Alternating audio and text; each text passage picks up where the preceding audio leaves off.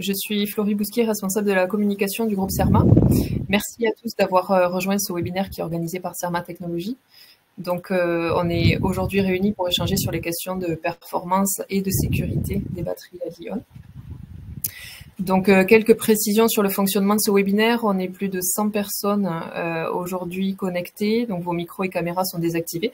Vous avez la possibilité de poser vos questions directement sur le chat. Vous devez avoir une petite fenêtre avec le... Voilà, je vois qu'il y a déjà une intervention, donc vous pouvez poser vos questions sur le chat.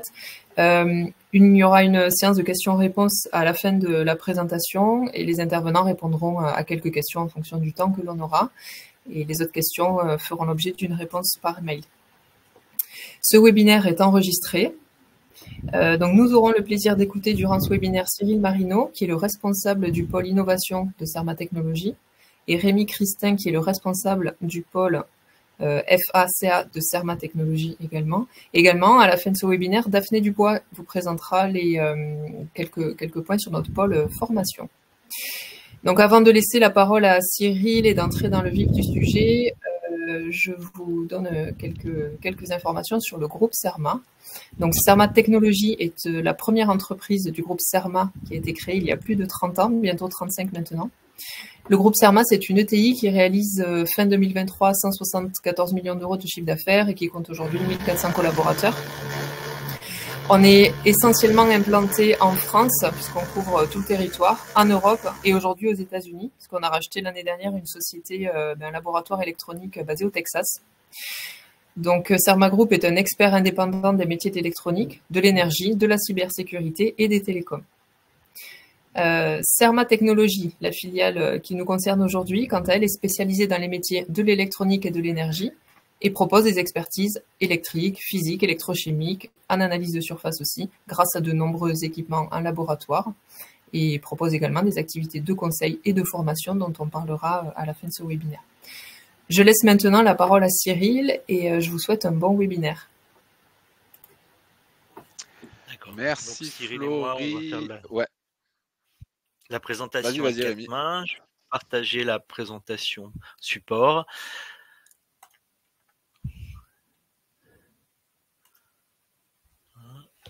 Alors.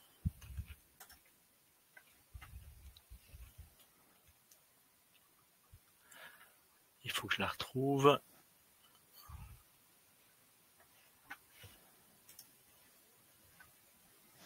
Voilà, c'est parti.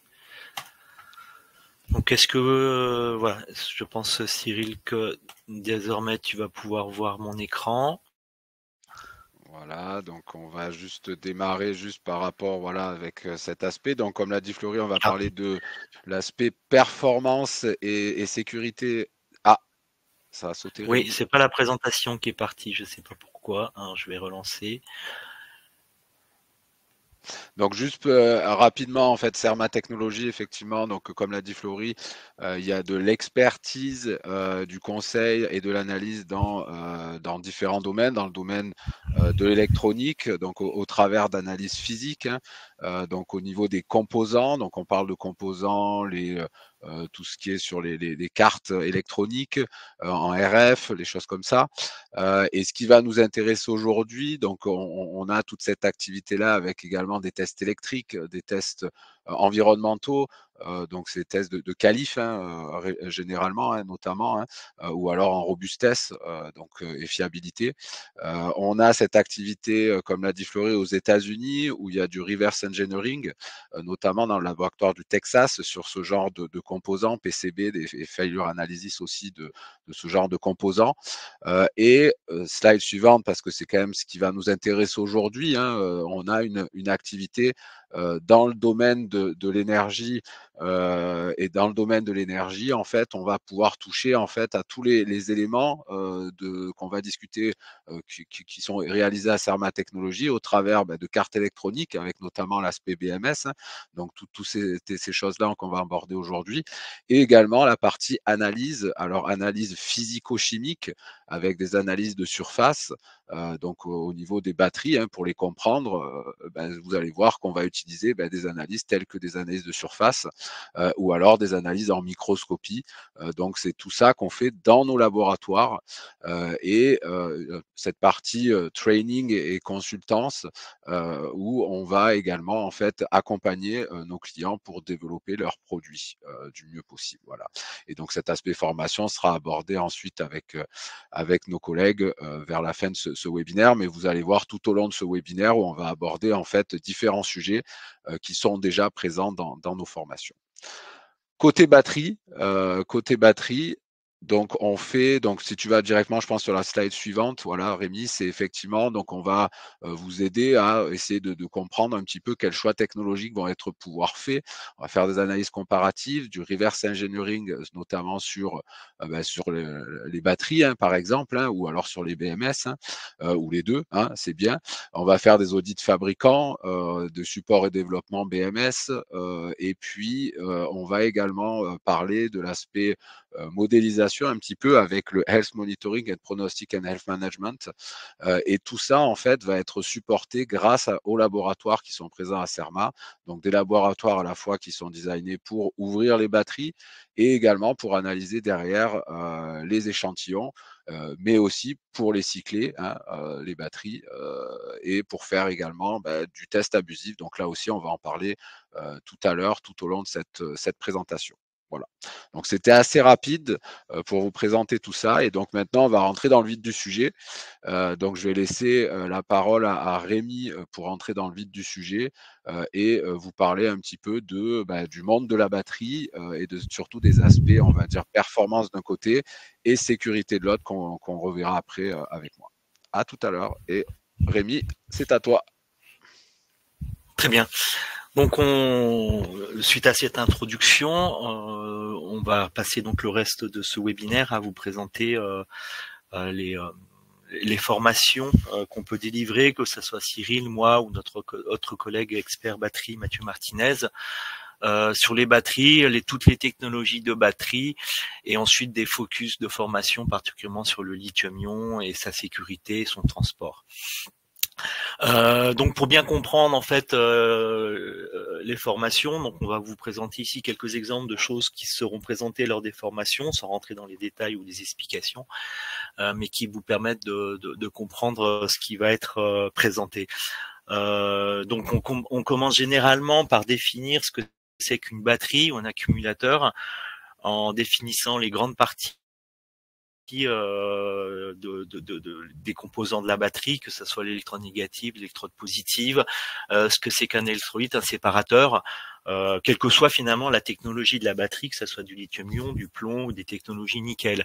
L'idée étant que à partir de la définition des matériaux qu'on fera ensuite pour le plomb, le lithium ou le nickel, on puisse avoir des éléments de compréhension sur pourquoi ça peut être par exemple instable chimiquement et pourquoi ça peut être un problème au niveau de la sécurité. Donc on fait une présentation générale qui est adaptée finalement à tous les niveaux de public possible pour définir ce que c'est que les composantes importantes dans un accumulateur qu'on retrouvera pour tous les types de batteries. Les collecteurs de courant étant bien sûr abordés durant ces formations. Les électrodes positives et négatives sont définies dans l'esprit de se dire qu'est-ce qui va faire finalement la batterie la plus intéressante pour tel ou tel contexte ou telle application. On parlera à ce moment-là de ce qui est défini en fait en sortie la batterie. Moi j'ai besoin de puissance en tant que client, j'ai besoin d'énergie. Est-ce que l'encombrement c'est un problème? Donc auquel cas la densité d'énergie, donc le choix de la technologie de la batterie pourra être importante.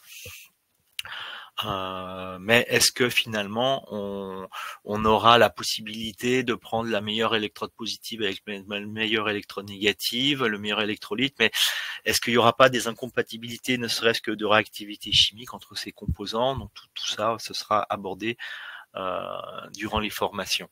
Donc là, c'est même la partie commune un petit peu à pas mal aux formations de toute technologie batterie et technologie lithium-ion.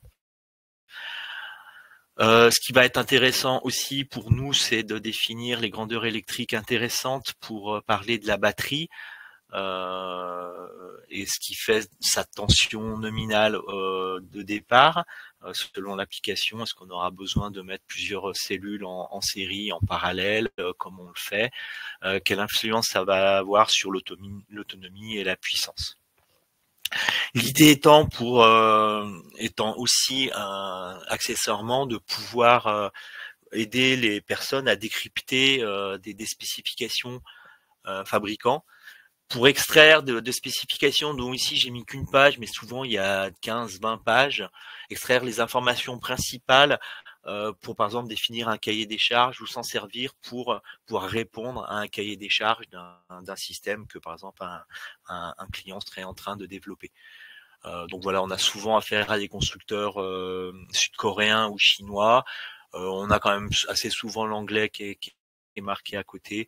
Donc l'idée de voir qu'est-ce qui nous intéresse dans tout ça, la capacité, on parle à ce moment-là de capacité nominale, on définit aussi ce qu'est la tension nominale, comment ça se charge, comment ça se décharge, dans quelles conditions environnementales ça se cycle en termes de température.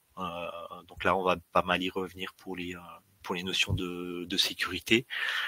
Les spécifications peuvent aussi proposer des courbes de charge-décharge. Donc l'intérêt aussi pour nous, ça va être de vous expliquer quelles informations on peut retirer de ce type de graphique. En particulier, si vous décidez d'arrêter la décharge à des seuils de 3 volts ou descendre à 2,4 volts, que ça m'intéresse pour la safety. Faire des commentaires sur le palier, les paliers qui sont ici, par rapport à la gestion des batteries. Est-ce que ça a une importance si le palier il est très plat ou s'il a quand même une petite pente?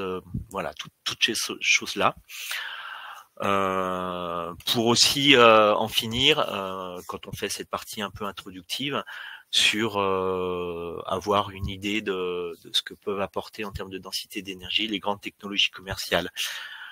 Ce graphique n'est absolument pas à jour, mais on l'utilise quand même à dessein pour signifier qu'en fait on est sur un palier depuis plus d'une dizaine d'années où on fait pas mal d'optimisation sur le lithium, mais on n'a pas vraiment de technologies nouvelles commerciales qui ont fait un saut important par rapport à ce que vous voyez ici, et qui sont des technologies rechargeables. On n'a pas mis ici, on parle aussi dans nos formations des piles primaires.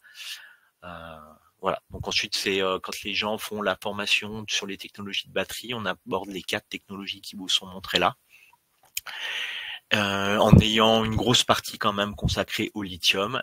Et pour la formation lithium sécurité, on passe directement aux batteries lithium qu'on va vous présenter dans la suite là, ici. Donc quand on parle de batterie lithium, en fait on parle de beaucoup de choses. On peut parler de piles primaires en fait, on peut parler de batteries rechargeables, et puis les matériaux, même s'ils sont à base de lithium, ils sont quand même assez différents. Et ça peut être du lithium-ion, ça peut être du lithium-métal. Je vais vous faire voir ça assez rapidement. On a aussi les problématiques de nature d'électrolyte. Est-ce que c'est un électrolyte liquide, comme l'est la plupart des solutions commerciales à l'heure actuelle, ou est-ce qu'on va parler des recherches, et on va parler aussi des recherches actuelles sur les électrolytes solides, parce que c'est un point qui est abordé par pas mal de constructeurs en termes de potentiel apport dans la sécurité. Voilà, donc quand on parle de batterie lithium, on expliquera bien que si c'est du lithium métal, c'est l'image en haut à droite, on n'aura pas quand même le même type de matériau du tout que si on parle de lithium-ion, auquel cas vous allez avoir comme élément de départ des poudres d'oxyde de mix de lithium avec d'autres choses. Ici, c'est du cobalt. Donc c'est, on va dire, la première poudre qui avait été développée dans les années 90 par Sony. Mais vous avez maintenant d'autres types d'oxyde de lithium avec d'autres métaux de transition comme le nickel, le manganèse, dans le NMC. Il y a aussi de l'aluminium parfois dans le LCA, etc. Donc nos formations essayent d'expliquer pourquoi le lithium c'est intéressant, et pourquoi et quelles sont les limitations finalement de l'utilisation du lithium.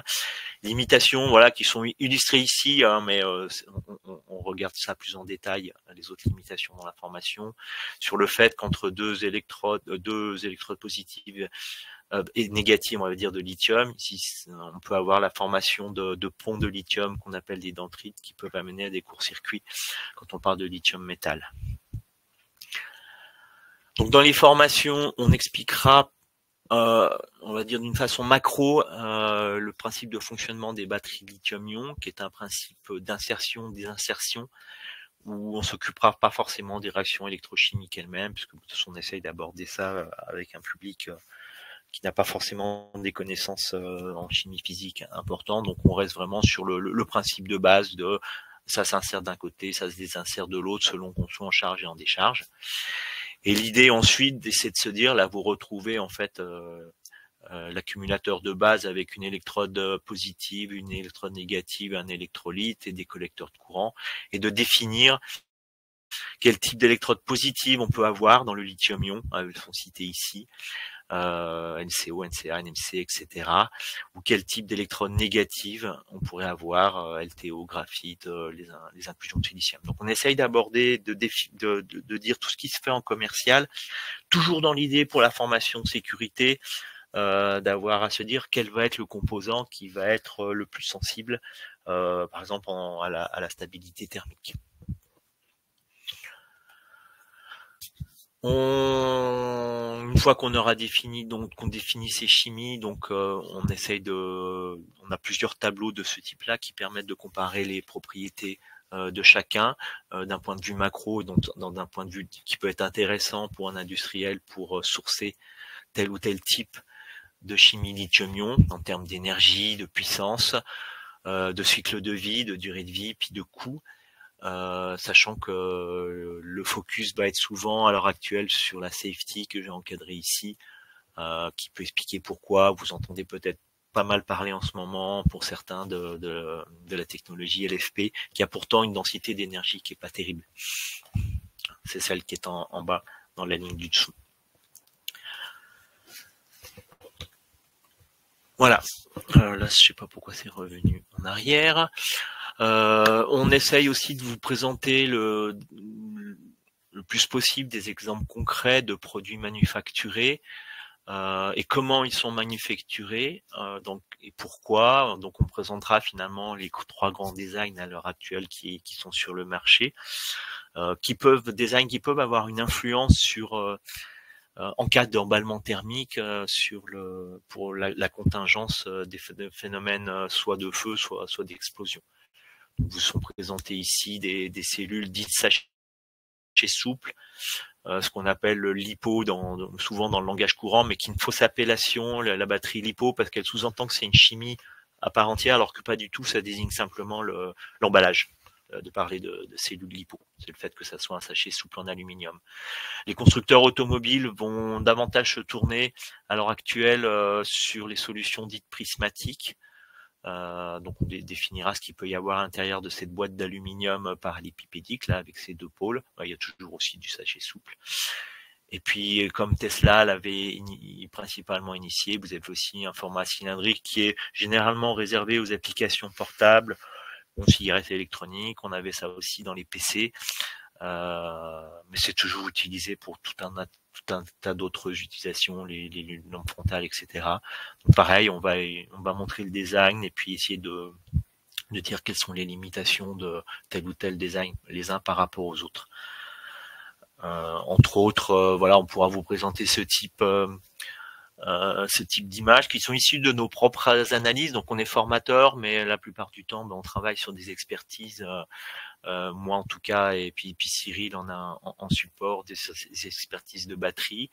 Vous avez ici des images issues de radiographie RX 3D, où on a une cellule cylindrique par exemple qui a été elle n'a pas été coupée, c'est une analyse non destructive. En tout cas, on a pu, à partir de la reconstruction 3D de l'image, on peut regarder n'importe quel plan de la cellule. Donc à l'intérieur, on peut remarquer que c'est un enroulement globalement. On détaillera le jour de la formation, on détaille un peu plus avec ici le collecteur de courant dont on parlait tout à l'heure négatif, le collecteur de courant positif, et puis à l'intérieur un mandrin qui tient un peu le centre de la cellule. Vous avez ici là, pareil, une reconstruction 3D d'une cellule dite prismatique où on a fait en sorte, en jouant sur les contrastes, d'enlever le casing aluminium autour, mais il y est toujours, hein, on n'a toujours pas ouvert la cellule. Et on voit qu'à l'intérieur de cette cellule-là, on avait en fait 4 enroulements à plat, ici enroulement cylindrique à plat, reliés entre eux en parallèle, pour atterrir une cellule qui avait une capacité importante, unitaire. Mais bon, on enferme de plus en plus d'énergie dans une enveloppe qui est ce qu'elle est. Voilà, on présentera aussi, là c'est des enroulements, ils font aussi généralement ce qu'on appelle des millefeuilles, où les électrodes et les séparateurs sont empilés les uns sur les autres jusqu'à une certaine limite. Donc ces méthodes de fabrication, on en parlera aussi, et quelles influences elles peuvent avoir toujours dans l'idée de la safety derrière. Donc là, on vous a présenté précédemment les cellules dites unitaires, mais généralement le produit final c'est un pack, donc ça correspond à une association de cellules. Donc on vous présentera comment sont associées ces cellules dans un pack. On reparlera de séries, de parallèles, de qu'est-ce qui est privilégié dans tel ou tel domaine. Par exemple, dans les véhicules électriques, on va plutôt privilégier les associations séries, et donc ça nous oblige à faire des cellules de plus en plus grosses unitairement. L'importance pour le lithium-ion d'avoir un Battery Management System, un BMS. Donc on expliquera les fonctions. Pour tout ce qui est des formations batterie, on va expliquer surtout les fonctions du BMS. Ça sera avant tout des fonctions, voilà, on y reviendra, sécuritaires, mais on aura aussi des fonctions d'utilisation. Sachant qu'on a une formation à part entière, plus on va dire, qui target l'électronique, qui se fait en dehors des batteries. Pour parler de safety, mais aussi pour parler de performance, on va parler forcément de vieillissement en fonction de l'endurance. L'endurance, c'est en fait l'utilisation de votre produit. Votre produit, il est soit utilisé, on va parler d'endurance, il va cycler, si c'est une batterie rechargeable, soit il va rester sur étagère pendant un certain moment, ou comme dans une batterie de véhicule électrique, elle va être au garage pendant un certain temps. Il faut le prendre en compte parce que finalement c'est là qu'elle reste le plus de temps. On appelle ça le vieillissement calendaire. Donc on va essayer d'expliquer pour le lithium-ion en particulier, est-ce qu'il faut stocker ou utiliser, enfin est-ce qu'il faut stocker les batteries à un certain état de charge quand on s'en sert en endurance? Est-ce qu'il n'y a pas des tensions limites à respecter pour pouvoir espérer avoir un nombre de cycles, donc une durée de vie de plus importante? Donc là, ces tableaux vous donnent déjà des indications de ce qu'il faudrait faire, plutôt éviter les hautes tensions et les eaux et le fait de se servir à chaque fois de complètement décharger complètement la batterie. Donc on va regarder la profondeur de décharge, la tension appliquée. On vous parlera aussi de ce qui peut se passer par rapport aux matériaux, où on va reparler des différentes chimies positives principalement. Est-ce qu'il y a des chimies qui cyclent mieux que d'autres et pourquoi? Et donc avant ça, on aura expliqué comment les matériaux sont constitués au niveau cristallin, pour expliquer s'il y en a qui sont plus stables que d'autres. On va bien sûr étudier leur comportement en température, hein, que ça soit en usage, ou que ça soit en calendaire. Je vais vous montrer ça à la slide suivante, pour pouvoir avoir une idée de comment ça va vieillir, dans quelles conditions. Donc on parlera à ce moment-là de SOH ou State of Health, qui est un des indicateurs voilà, le plus utilisé à l'heure actuelle dans le milieu des batteries.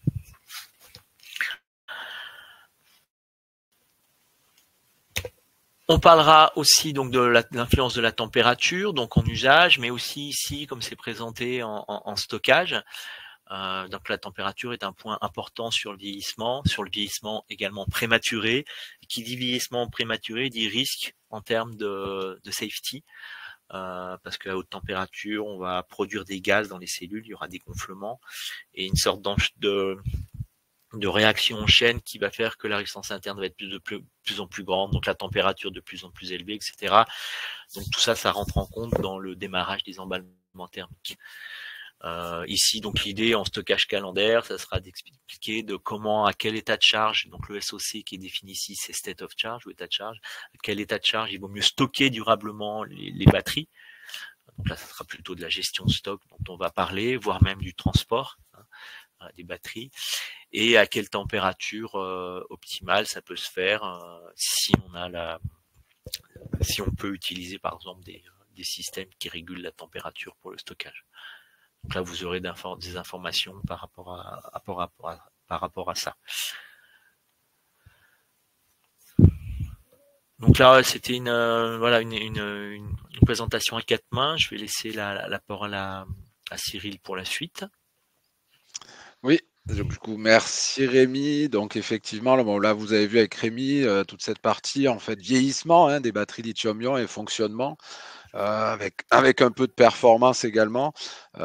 L'idée maintenant, c'est de se dire, bon, on est capable au côté Serma, vous l'avez compris, et au travers des formations, de vous indiquer un petit peu et de vous aiguiller sur quels sont les mécanismes de vieillissement et de performance. Mais le lithium-ion, vous avez peut-être entendu parler que petit à petit, il y a d'autres nouvelles technos qui arrivent qui poussent un petit peu la porte pour essayer d'aller un peu plus loin en termes de performance. Donc vous avez notamment des solid state ou batteries tout solides qu'on appelle, qui font assez pas mal de bruit dans le domaine. Donc là, c'est-à-dire que l'électrolyte, on va le changer, on va passer d'un électrolyte liquide qui est inflammable à un électrolyte finalement solide qui est censé, je dis bien censé parce que c'est encore à l'état, on va dire, de développement, être moins réactif parce que pas inflammable du tout. Voilà. Donc ça fait partie des nouvelles technos qu'on abordera. On vous expliquera un petit peu ce qu'il y a derrière tout ça et également l'état des recherches actuelles et surtout qu'est-ce qui est ciblé en termes d'années, quand est-ce qu'on espère avoir sur le marché et quels sont les avantages et inconvénients, quoi. Donc ça, c'était une première partie. Vous avez ensuite des développements qui sont effectués aussi au niveau de l'anode avec tout ce qui est lithium métal, tout ce qui est silicium notamment. Donc ça aussi, on va l'aborder. Et vous avez d'autres types de techno comme les technologies sodium-ion. Donc ça fait aussi pas mal de bruit en France si vous suivez un petit peu l'actualité avec l'entreprise Tiamat notamment et Cocorico, j'ai envie de dire. Voilà, donc là on va aborder ces nouvelles techno, vous expliquer voilà les différences et notamment là pour vous donner une petite idée. Donc cette slide là qui est au sujet des batteries sodium. Vous avez ici, on vous a mis tous les acteurs actuels qui en tout cas ont annoncé et commencent à produire quelques batteries sodium. Donc vous voyez essentiellement des Chinois, vous reconnaissez des gros noms comme CATL. Et puis ensuite, Tiamat également qui apparaît, donc l'entreprise française. Et vous voyez qu'en termes de spécifiques, d'énergie spécifique, on est sur des différences qui sont observées. Et ces différences sont dues principalement à l'utilisation de différents matériaux de cathode, notamment. Vous avez des Prussian Blue, des layers d'oxyde, donc c'est des équivalents en termes de structure des NMC par exemple. Et vous avez donc ces différences qui font que vous allez avoir des différences en termes de stabilité, des différences en termes de performance. Et voilà, tout dépend de l'application visée. Mais voilà, donc c'est des thèmes qu'on abordera tout au long de ces potentielles formations, si vous êtes intéressé sur ces nouvelles technologies présentes. Voilà. Donc ça, c'était la partie sur la partie sodium. Et maintenant, on va aller tout doucement sur la partie sécurité des batteries lithium. Donc on revient un petit peu au lithium. Et bon, là aussi, ça fait pas mal d'actualité avec, il y a quelques années, le fameux Samsung dans les avions, les choses comme ça, qui réagissaient un petit peu de manière incontrôlée. Donc tout ça en fait se passe et on observe souvent des gonflements, voire des emballements thermiques dans le pire des cas, avec des départs de feu. Et c'est des choses qu'il faut absolument éviter. Et ce qu'on va voir au cours des différentes formations, c'est comment éviter ça. Et donc là, vous avez un exemple parfait. Vous chargez votre scooter élec à la maison ou votre trottinette électrique à la maison. Et là, voilà ce qui se passe. Donc, il y a un petit départ de feu qui petit à petit prend de l'ampleur. Donc vous avez une première explosion et puis ensuite vous allez voir que vous allez avoir d'autres types de feux avec d'autres torchères, ce qu'on appelle des torchères, hein, qui vont apparaître. Et donc là, ce qu'on va essayer de comprendre au fur et à mesure de la formation, c'est pourquoi déjà, comment ça se passe, comment se fait-il qu'il y ait plusieurs types d'explosions, hein, voilà, comme vous le voyez, hein, également quels sont les moyens mis en place pour éviter ce genre de choses d'arriver. Hein, c'est des cas pratiques, on va dire, hein. Alors je vous rassure, hein, ça n'arrive pas tous les jours, hein, et tout est fait pour éviter, et justement, c'est ce qu'on va voir au cours des formations. Donc Rémi, si tu veux la suite, voilà. Donc d'une part, d'un point de vue mécanisme, donc on va rentrer dans le détail des mécanismes dans la formation, mais là, ce que je vous propose, c'est de s'arrêter sur le fait, par exemple, quand vous voyez les pompiers agir, ils vous disent, voilà, on le met dans l'eau, hein, et on attend pour le neutraliser, entre guillemets. Et en fait, là, pourquoi? C'est juste que il faut se mettre en tête qu'une batterie part en emballement thermique, et vous avez l'emballement thermique, c'est des réactions en chaîne qui vont augmenter petit à petit la température jusqu'à atteindre un point de non-retour. Donc vous allez avoir, lorsqu'un événement, un court-circuit par exemple interne va se passer dans une des cellules, vous allez avoir un moment, une augmentation de température qui va être telle qu'on ne va pas pouvoir revenir en arrière, et vous allez arriver au niveau 3 où là c'est incontrôlable, et le seul moyen, c'est qu'il va y avoir effectivement cet emballement thermique et donc ces explosions que vous voyez. Cependant, si ça arrive avant, vous êtes capable avant d'arrêter, hein, l'emballement thermique, si vous êtes capable de refroidir la batterie en question. Et donc c'est pour ça qu'il y a des paliers, des différents paliers et des paliers de température sur lesquels vous pouvez agir. Et c'est la raison pour laquelle les pompiers mettent dans l'eau, parce que l'eau va agir en tant que refroidisseur. Voilà. Pour éviter ça, vous avez le premier niveau, les différents niveaux de sécurité qui vont être mis en place dans une batterie. Donc au niveau de la cellule, d'une part, avec des isolations, des soupapes de sécurité. Ça va généralement prévenir contre les surcharges. Il va y avoir aussi des réactions sur les réactions en fait en termes de pression, notamment, hein, éviter des trop fortes pressions, hein. Donc ça, c'est ce qu'on va aborder au cours des formations.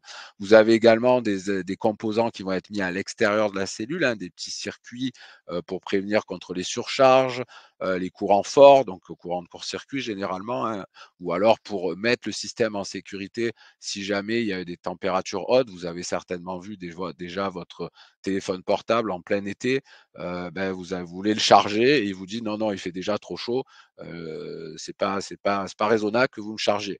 Donc dans ce cas-là, c'est vraiment ce genre de choses qui vont être mis en place. Et ensuite, le niveau final, c'est le fameux BMS dont vous a parlé Rémi, hein.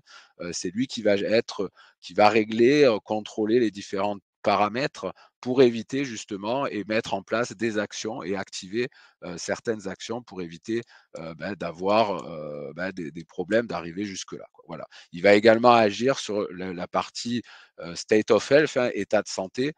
Donc, il va essayer d'optimiser aussi ces aspects-là, et c'est ce qu'on verra au cours des formations. Donc, sur la slide suivante, vous avez des exemples, hein, au niveau de la cellule, les fameux venting, hein, les vents de sécurité. Là, c'est effectivement lorsque vous allez avoir un court-circuit interne, il va y avoir un échauffement qui va se produire, création de gaz à cause de l'électrolyte, et donc ce gaz doit être évacué par un évent de surpression pour éviter en fait d'avoir une explosion trop forte et incontrôlable d'une batterie. Et donc c'est pour ça que c'est des petits, on va dire des faiblesses qui sont créées au niveau de la cellule pour justement éviter encore pire, des réactions encore pires. Voilà. Au niveau du BMS, donc on en a parlé, hein, son but et son rôle, hein, on pourra après, au cours de la formation, aller beaucoup plus en détail là-dedans, hein, avec quels sont les rôles, les fonctions, et comment ça apparaît aussi au niveau de la carte électronique. Mais son principal rôle, en fait, c'est de garantir la sécurité. Ça, c'est un must dans une batterie. De garantir les performances instantanées, c'est mieux, c'est-à-dire que est-ce que la batterie a fait le job en termes d'énergie fournie au système? Est-ce que effectivement, en coût d'investissement aussi, tout ce qui est coût d'investissement pour un système de stockage, est-ce que ça vous valut le coup? Garantir les performances en vieillissement, vous ne voulez pas que votre batterie dure 2 mois, il faut qu'elle dure plusieurs années. Et donc, effectivement, son rôle, ça va être d'optimiser au maximum et de vous dire, comme là, je vous l'ai dit, par exemple, pour la charge de votre téléphone, lorsqu'il fait trop chaud, ça vous permet, en fait, et à la fois d'éviter d'un point de vue sécurité, et aussi parce que charger une batterie lorsqu'on est à plus de 40 degrés, en termes de vieillissement, c'est pas l'idéal. Donc, c'est pour ça que le BMS est là pour vous assurer quand même une longévité de la batterie. Enfin, pour apporter des informations, on l'a dit, une unité centrale, l'utilisateur, qu'est-ce qu'il doit faire, voilà. Donc ça, c'est vraiment le rôle du BMS, d'un BMS, on va dire intelligent. Un exemple, vu que c'est ce qu'on vous donne au travers de ce webinaire, donc c'est au niveau des équilibrages de cellules, donc on est dans un système série. Donc en série, le courant est le même, mais pas la tension, donc la tension, c'est l'élément, donc la cellule qui le décide. Et vous pouvez avoir plusieurs, si vous prenez un état T, par exemple, vous voulez former un pack et vous assemblez plusieurs cellules qui ont différentes tensions, et le BMS va être là pour rééquilibrer le tout et éviter d'avoir des décharges ou des surdécharges ou des surcharges de certaines cellules. Parce que l'idée, on va dire, on veut avoir un fan pack à 37,8 volts, mais par les soucis de somme, on peut avoir différents types de sommes pour arriver à cette partie-là, et donc il faut absolument éviter qu'une cellule soit en surcharge ou surdécharge. Donc le BMS va être là pour vraiment contrôler que toutes les cellules sont au même niveau. Ensuite, hop, vous avez la partie sécurité, fiabilité et normes. Donc ça, c'est des choses aussi qu'on aborde au cours des formations. Donc on n'est pas un organisme certificateur, attention. Par contre, voilà, on va vous aiguiller sur le contenu de certaines normes. Voilà, vous aiguiller sur des certifications. Donc on va parler plus précisément au niveau des batteries. Il y a pas mal de certifications au niveau du transport, suivant les différents pays. Vous avez les UL notamment aux États-Unis. Donc ça, tout ça, en fait, c'est des choses sur lesquelles on va aborder, et on va aussi aborder l'aspect personnel qui doit manipuler les batteries, c'est-à-dire quelles sont les habilitations de ces personnels-là pour pouvoir soit manipuler une batterie, soit emballer une batterie. Donc voilà, ce sont des choses qu'on va vous aborder, vous aiguiller là-dessus au cours de nos formations. Donc l'exemple qu'on vous propose ensuite, c'est la partie normes de transport. Qu'est-ce que je dois faire pour transporter une batterie? Et transporter une batterie, c'est la UN 38.3 notamment. Et donc ces batteries-là, ces tests-là, ce sont des tests notamment qu'on fait du côté de CERMA, parce que c'est des auto-certifications qui sont permises ici pour ce type de normes. Et donc vous voyez qu'il y a différents types de tests que va subir votre batterie ou votre cellule, des tests d'altitude, de cyclage en thermique, de vibration, de choc, de court-circuit, d'impact et de surcharge. Et suivant l'élément que vous avez aussi, c'est ça à retenir, c'est là aussi qu'on peut vous accompagner sur le fait que suivant le nombre de cellules, si c'est des cellules, si c'est des modules, des choses comme ça, vous n'allez pas devoir passer tous les tests. Donc voilà, ça c'est des choses sur lesquelles on va aborder au cours des formations, mais aussi on va vous aiguiller si jamais vous avez un besoin quelconque dans ce domaine-là. Ensuite, du côté bonne pratique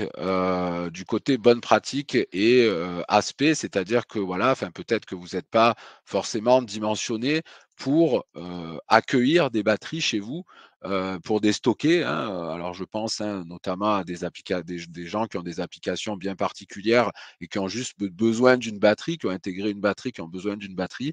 Ils vont devoir un petit peu revoir leur manière de stocker. Une fois, on avait eu des gens qui avaient stocké ça dans des conteneurs qui étaient non climatisés, par exemple.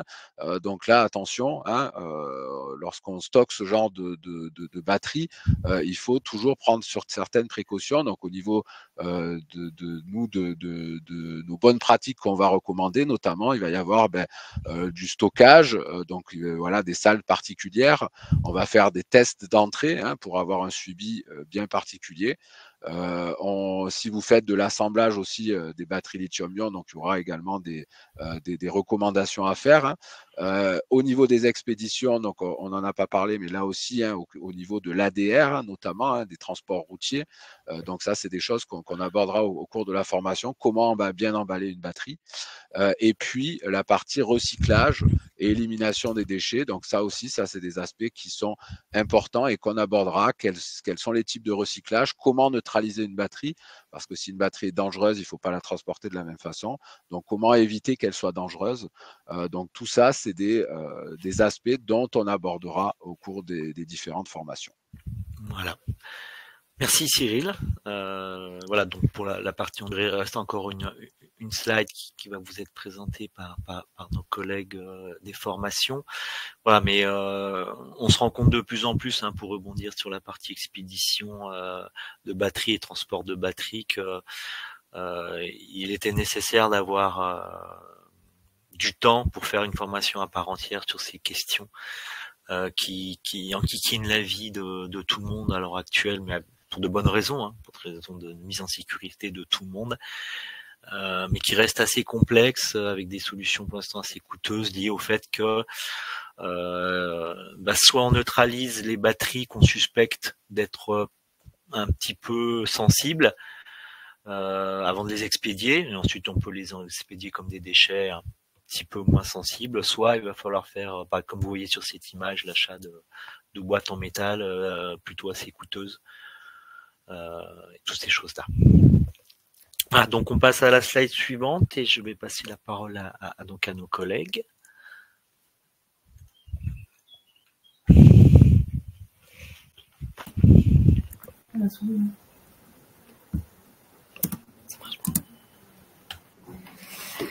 Bonjour à tous.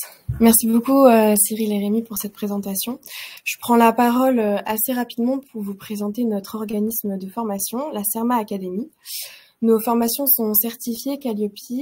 Nous avons une 50aine de formations à notre catalogue à l'heure actuelle, couvrant l'ensemble des expertises du groupe CERMA. Donc de la microélectronique en passant par la cybersécurité et allant jusqu'à l'énergie, avec des formations sur les batteries et sur l'hydrogène. À la suite de ce webinaire, aujourd'hui, nous ouvrons 3 nouvelles formations sur les batteries. La première concerne la sécurité des batteries lithium en niveau avancé. La seconde, le transport des batteries par la route. Et la dernière, les batteries et l'énergie de demain. Donc, si vous avez des questions, n'hésitez pas à nous contacter à l'adresse mail que vous pouvez voir sur votre écran, formation@cerma.com. On sera ravis de pouvoir échanger avec vous. Merci à tous. Je redonne la main à Cyril ou Rémi pour la partie questions-réponses. Oui, donc du coup, voilà, n'hésitez pas si vous avez des questions. Donc, on a réservé à peu près une quinzaine de minutes. Donc, n'hésitez pas à les mettre au travers du chat. Alors, j'envoie une première. Donc, comment allons-nous envoyer par mail les slides? Alors, vous aurez certainement de ce côté-là un lien. Alors, Florie, après, pourra me corriger si c'est pas le cas, mais vous aurez certainement un lien pour avoir accès, justement. Le webinaire a été enregistré et donc, vous aurez un lien pour pouvoir revisionner le webinaire directement. Donc, des gens sont en train de trouver des questions. Voilà, n'hésitez pas au niveau des questions que vous avez sur ces différents. On peut aller un peu plus en détail forcément lors de vos questions. Donc, je vous rappelle les aspects sécuritaires, les aspects performance. Donc, on en a une première. Une voiture électrique en plein soleil est-elle dangereuse? Rémi, tu veux répondre? On est Toi sur qui en as une. En fait, on est sur des systèmes en fait, la question, elle est liée à la voiture elle-même. C'est-à-dire qu'il y a du refroidissement passif et actif qui peuvent être implémentés dans le pack. J'allais dire que si elle est laissée au soleil, elle n'est pas dangereuse à l'heure actuelle. Par contre, si elle est laissée au soleil, enfin, ils avaient eu ce problème-là en Californie il y a une dizaine d'années avec les premières voitures électriques, c'était Nissan, je crois, qui garantissaient des cycles de vie pour leur des durées de vie pour leurs voitures qui se sont avérées très très très en deçà de ce qui était annoncé, du fait qu'en fait elles étaient en parking au soleil ou dans des conditions de température qui ont fait qu'elles ont vieilli prématurément, couplé au fait que, comme on l'a un peu montré, elles étaient sûrement stockées en pleine charge assez souvent. Mais pour la dangerosité, moi je dirais que non, puisque on a des départs de feu qui sont liés à d'autres étincelles, j'allais dire. Ok. Ensuite, si on suit, voilà, avez-vous des moyens d'essai pour tester l'emballement thermique? Donc ça, effectivement, oui, on en a. Donc on nous a parlé des tests abusifs, hein, notamment. Donc les images que vous avez vues, les tests dont nous avons parlé. Donc nous avons ce genre de tests à faire dans nos laboratoires, hein. Donc on a différents centres de tests qui nous permettent en fait d'évaluer justement la sécurité. Les tests se font suivant des fois des normes ou alors se font directement sur des clients qui veulent savoir en particulier pour leur application à eux. Voilà. Alors, question suivante. Bon, on peut faire. Est-ce qu'il y a des risques spécifiques pour les batteries sodium? Donc, comme l'a dit un peu Cédric, on va retrouver pour les électrodes positives des choses qui sont similaires aux batteries lithium-ion. On va avoir aussi des électrolytes qui vont être de même nature. Donc, on va dire que les composants un peu sensibles vont être là. Par contre, à l'heure actuelle, on enferme moins d'énergie avec le sodium que ce qu'on enferme dans le lithium dans le même volume. Donc il y aura des risques, mais qui sont a priori moindres que pour le lithium. Ok, donc ensuite, pouvez-vous évaluer la durée de vie de batterie? Tu la prends ou je la prends? Oui, je peux la prendre. Donc oui, nous on a donc un pôle, on n'a pas présenté tous nos pôles, mais on a un pôle test électrique. Plus en fait, on a même une partie de Serma Group, Serma Énergie dédiée à faire des tests électriques sur batteries, cellules, tout type, où on fait des tests d'endurance, où le constructeur il va dire vous pouvez espérer tant de cycles avec ce cyclage standard. Nous on peut faire n'importe quoi issu d'un cahier des charges où le client va nous dire moi c'est plutôt telle température qui m'intéresse, tel courant, etc. Et donc on essaye de faire bien sûr du vieillissement accéléré en utilisant des températures plus hautes et des facteurs de vieillissement pour essayer d'évaluer les durées de vie des batteries. Ensuite, nous avons des questions liées justement au stockage des batteries et l'absence de réglementation. Avez-vous des bonnes pratiques à partager? Et est-il possible de hiérarchiser les risques en fonction de l'usage ou de la techno ou de la puissance? Donc ici, il y a en fait l'absence de réglementation, oui et non. Il y a de plus en plus de choses qui s'harmonisent, qui se font. Donc là, depuis, je crois, fin d'année 2023, avec un début de mise en place, il y a une nouvelle réglementation européenne qui aborde le stockage des cellules et des batteries, alors qui adresse davantage les fabricants de cellules que les gens qui vont en acheter, mais par là même, ils vont les adresser, où il y a des choses qui commencent à être marquées dans le dur. Et dans notre formation, on partage dans le détail nos propres bonnes pratiques. Dans la dernière slide qui a présenté Cédric, là où le cycle de vie sur site, où on dit sur votre site, entre le moment où vous réceptionnez la batterie et le moment où vous allez soit la recycler, soit l'éliminer, soit la réexpédier, qu'est-ce qu'il faut faire? Et on hiérarchise bien sûr le risque. Alors des fois le risque il est juste de type différent, hein. On aborde avec les batteries, vous allez avoir le risque mécanique, le faire tomber sur le pied tout simplement, hein, mais vous aurez donc des risques chimiques, vous aurez des risques électriques et le risque feu. Ok. Alors ensuite, est-ce qu'une batterie primaire qui dégaze signifie que la batterie est en défaut et une perte de capacité est avérée? Donc là, on est sur de la pile primaire. Après, il y a beaucoup de piles primaires. Ouais, ça va dépendre de la techno. Alors des cellules qui dégazent. Alors on va avoir on va dire les piles primaires classiques qu'on achète dans le commerce à base de oxyde de manganèse et de zinc. Elles vont plutôt perdre de l'électrolyte en fin de vie. Qui dégazerait, j'ai pas forcément en tête énormément de choses. Alors, on a la pile chlorure de thionyle, mais là si ça dégaze, c'est un souci safety plus qu'un défaut de perte de capacité. Mais effectivement, quand on a quelque chose on a ces sortes de réactions parasites, on aura une perte de capacité qui sera forcément associée. Ok, donc pouvez-vous mesurer la capacité batterie restante au début d'utilisation du produit et en fin de vie du produit? Ben, ça rejoint un petit peu ce qu'a dit Rémi sur la performance, l'évaluation des performances. Hein.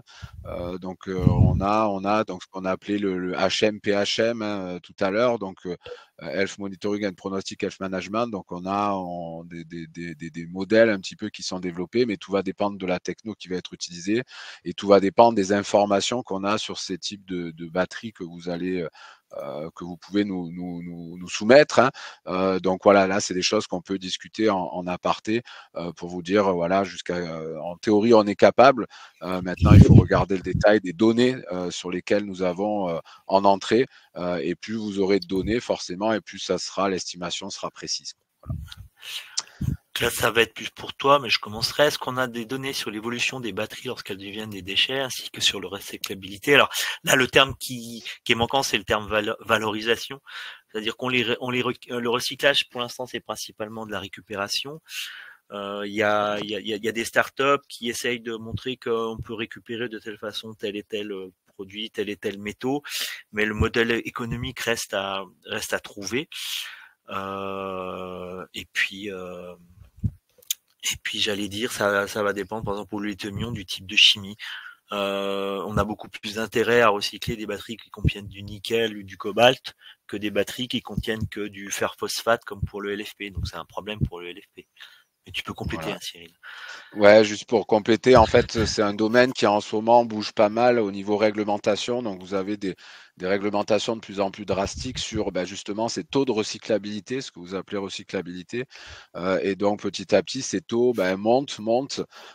Et donc, voilà, là, ce sont des challenges un petit peu de plus en plus. Et les recycleurs vont être obligés à avoir un taux de recyclage minimum sous peine de pénalité. Donc là, il y a beaucoup de choses qui sont en train de changer.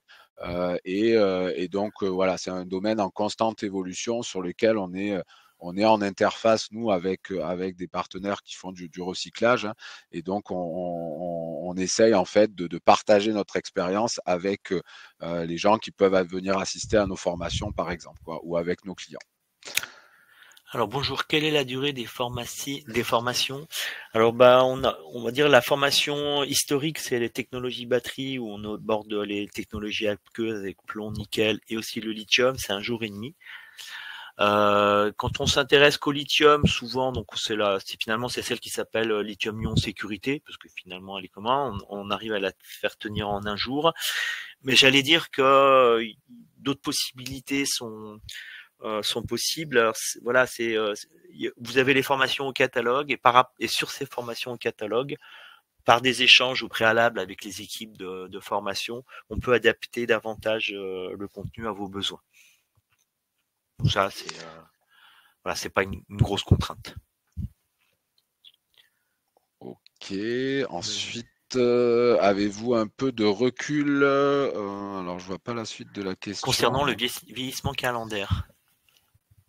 Le vieillissement calendaire des lithiums? Du sodium. Ah, du sodium, d'accord. Ouais. Oui, il y a des tests qui sont réalisés, des choses comme ça. Après, ça dépend ce que vous appelez recul, hein, comme vous l'avez vu hein, dans les slides, dans la slide d'aujourd'hui qu'on vous a présenté. Il y a beaucoup de techno dans le sodium aussi, hein, comme dans le lithium. Donc tout dépend le type de techno qui est souhaité pour permettre en fait ce recul-là. Comme c'est des choses qui sont plutôt, on va dire, sur des fins de développement, on va dire, hein, côté des différents constructeurs, fabricants de cellules, le recul est peut-être pas suffisant sur toutes les technos, hein, on va pas se cacher. Hein. Donc voilà, ça dépend de l'utilisation de nouveau que vous voulez en faire, des choses comme ça, pour vous dire oui, c'est un recul qui est suffisant et sur la techno du coup qui est choisie. Quoi. Voilà. Je sais pas si tu souhaites compléter, Rémi, vas-y, hein, n'hésite pas. Ça me va. Disposez-vous d'un service permettant de challenger une solution et ou technologie de batterie en fonction des cas d'usage de vos clients. Donc on retombe finalement effectivement sur le fait qu'on est capable de tester électriquement une batterie dans tous les cas de figure, du froid, du très froid, du chaud, du très chaud. Tant qu'on reste dans les spécifications du constructeur, on fera ça sur nos équipements, par exemple soit à Serma Énergie, soit qu'on a au Bourget du Lac. Si on veut dépasser, si on se dit que c'est des cas de figure qui vont dépasser les spécifications constructeurs, on basculera sur nos équipements de test abusif qu'on pourra faire. Et pour conforter le challenge, on pourra faire aussi des analyses de construction qui se font dans mon pôle, où typiquement vous avez pu voir qu'on peut faire de la tomographie pour voir si à l'intérieur de la cellule tout va bien, a priori, et aussi après vieillissement, qu'est-ce qui s'est passé. Donc au-delà de la tomographie, on n'a pas montré, mais nous on les ouvre aussi les cellules. On se met dans des conditions à l'abri si c'est du lithium, à l'abri de l'eau et de l'oxygène pour pouvoir inspecter les électrodes et se dire tiens c'est de l'état de l'art, c'est pas de l'état de l'art. On peut faire ça aussi pour le plomb ou pour le nickel d'ailleurs. Alors ensuite, Rémi, une question pour toi. Quel type, justement, qui est en rapport avec ça, quel type de défaut de conception de cellules est la cause principale des emballements thermiques? Alors, ça me permet de compléter la réponse précédente. On est aussi capable, quand il y a une batterie dans un système, surtout si c'est du lithium-ion, en fait, le système va contenir aussi l'électronique de la batterie, que ce soit les cartes passives ou le BMS. Donc là, on a aussi un pôle dédié à Bordeaux. C'est même le cœur, on va dire, le cœur de métier à l'origine de Serma Technologies, hein. C'est le pôle électronique, hein, où ils vont faire ils vont challenger la carte en termes de fonctionnalité aussi, mais aussi en termes d'analyse de la schématique, des composants, etc. Donc là, tu me redis-moi la question. Oui, c'était les défauts principaux qu'on voit de conception. Les défauts principaux de conception, j'allais dire qu'à l'heure actuelle, ils sont un peu partagés entre la carte électronique et le fait que les seuils de protection sont parfois mal réglés. Et partagé peut-être entre un défaut de conception de batterie. Donc là, on arrive de temps en temps, mais c'est pas super souvent à voir qu'effectivement il y a un défaut de fabrication avéré, un séparateur qui a été plié, donc il y a des courts-circuits à l'intérieur. Et il faut envisager aussi le fait que l'utilisateur puisse être à l'origine du départ de feu, en ne respectant pas finalement les conditions d'utilisation de la batterie pour ça. Ok, alors après on va sélectionner, étant donné le timing, pour la partie, on dit que les batteries Tesla sont les plus performantes de l'univers automobile. Était-ce vrai?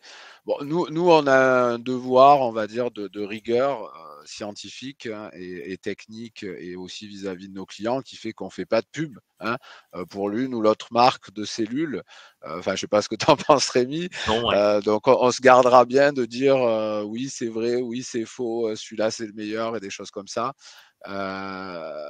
Donc tout dépend, voilà, tout dépend la techno, tout dépend l'application que vous en faites, tout dépend, voilà, plein de paramètres.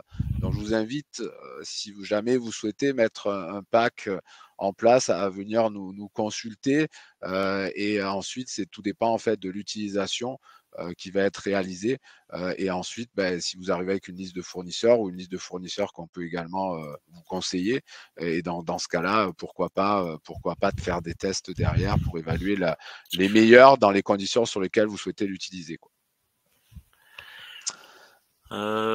Une qui peut être assez directe, à partir de quelle tension on a besoin des habilitations électriques pour intervenir sur des batteries. Alors désormais, il y a deux portes d'entrée, c'est la tension et la capacité. Si vous atteignez le seuil pour l'une et pour l'autre, il vous faut la TST BAT. Donc c'est 60 volts, ça c'est assez courant dans le milieu de l'habilitation électrique, hein. Au-delà de 60 volts en continu, il faut que vous ayez l'habilitation TST-BAT. Et pour la capacité, c'est de mémoire 237 ou 275 ampères-heure. Je crois que c'est 237. Cellule ou module ou pack. Ok. On apprend une petite dernière. Optimiser les conditions de stockage, réduire la température de l'air, permet-il de réduire la fréquence de recharge versus les préconisations fournisseurs? Tu veux répondre, Rémi, ou je réponds? Réponds. Alors pour ça, donc pour ça, tout va dépendre en fait là aussi, tout va dépendre de l'utilisation qui est faite, de la techno. L'idée en fait de vous dire plutôt la réduire la température de stockage, c'est pour l'aspect surtout vieillissement et safety forcément, mais aussi vieillissement. Donc ça, c'est pas que ça va vous permettre de réduire la fréquence de recharge, sauf si vous avez un taux de décharge, d'auto-décharge qui est important. Par contre, ça va vous aider surtout sur la partie en fait vieillissement. Ça va vous permettre de réduire les risques de vieillissement prématuré de votre cellule. Voilà. Ok. Tu veux qu'on en prenne une autre ou... Non, mais j'ai vu qu'on pouvait prendre encore d'autres questions, mais pas via donc le webinaire sera disponible en replay. Nous vous enverrons un email avec toutes les informations nécessaires. Sur d'autres dates, je sais encore pas. Et puis voilà, vous pouvez adresser vos demandes ou documents à l'adresse comme. Voilà, il y a beaucoup des questions que j'ai vues là, il y en a beaucoup. De toute façon, on y répond dans la formation. Il n'y a rien qui sortait vraiment de choses sur lesquelles on répond pas dans le dur au moment de ces formations. Voilà, et on vous fera effectivement un petit retour pour les dernières questions sur lesquelles on n'a pas pu répondre là-dessus. Donc je ne sais pas si Florie souhaite conclure, sinon on le fait. Eh bien, on va le faire. En tout cas, voilà. Écoutez, merci tous de votre attention. Merci pour les quelques. Voilà, j'ai déjà vu quelques commentaires, donc merci pour ça. Et puis on vous souhaite à bientôt, en espérant vous revoir très bientôt. Voilà, pour une formation. Au revoir. Au revoir à tous. Bon.